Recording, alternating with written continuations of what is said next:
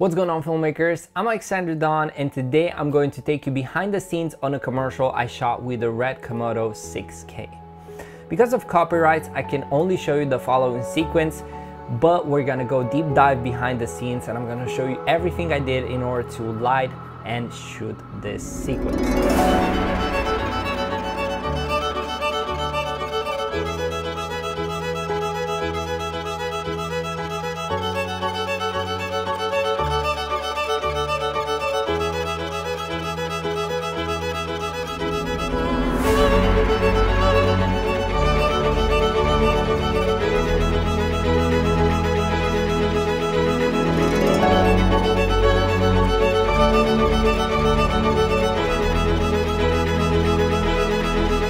We started off with prepping our set, making sure our scenography is on point and looks the way we want. Then we built up the RED Komodo, which by the time didn't have a cage, so we ended up improvising a little bit, but we made it work. Our lighting sources were Nanlite, mostly Nanlite Mixpanel 150 and Forza 500 with softbox, and a huge Forza 720B which we used to mimic the sun coming through the window, and that light was extremely powerful. We were really impressed. On this shoot, I was only hired to DP, and therefore there was somebody else operating the camera, which was a little bit odd for me in the first place, but I got used to it pretty fast. We firstly tried to make this shot handheld, but we ended up shooting this scene on a gimbal with Sony FX3. So here you can see a nice side-by-side comparison between the RED and Sony FX3. And I'm really curious which one you like more. Drop down in the comments and let's see which one wins.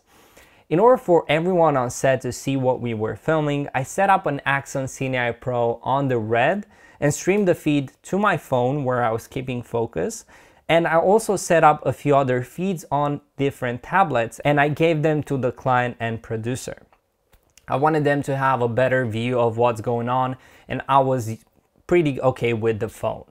Overall, we approached a simple lighting technique because we wanted a clean look and we needed a ton of lighting on the set. We also shot a few more static shots for the actual script of the commercial, and I was really happy with how things were going on. Everything was super smooth and we were on time.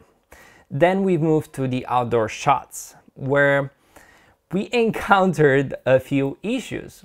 The light outside was horrible. It was midday, sun was super hard and extremely hot.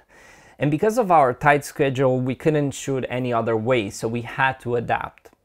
This time we used a different setup. The cage finally arrived for the camera and we managed to rig it properly. We also used Dzo Pictor Zooms, which worked amazing on the RED Komodo and gave us a nice look. Here, as you can see, we were a little bit lucky with the shadow that the house was making, and we managed to get some decent lighting on the actors. So we used this in our advantage. For the car shoot, on the other hand, we had to use an additional light because the interior of the car was super dark.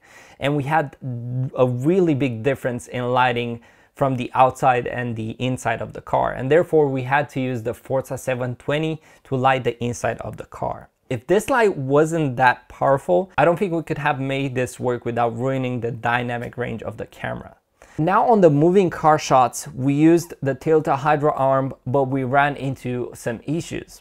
Because the light outside was so strong, there were super big reflections on the car window and we couldn't see what was going on inside the car. I tried a polarizing filter, but this didn't help. So we had to improvise a little bit.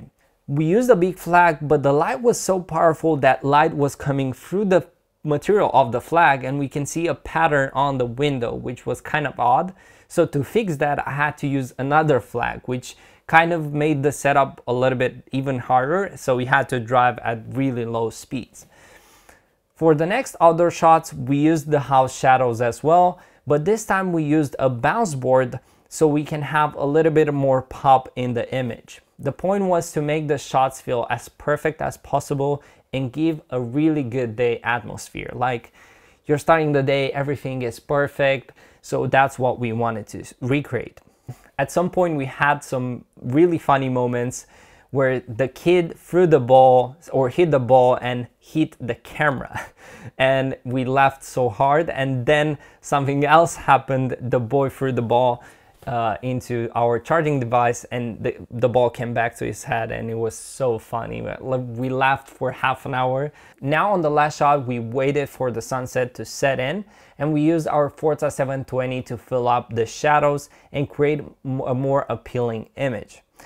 And overall, guys, this was it. I hope you enjoyed this short behind the scenes, and if you did, make sure to smash that subscribe button. And if you like this type of content, make sure to check my channel, because I have a lot of behind the scenes like this where you can learn a lot of stuff. I'm Alexandru, and thanks a lot for watching. Cheers!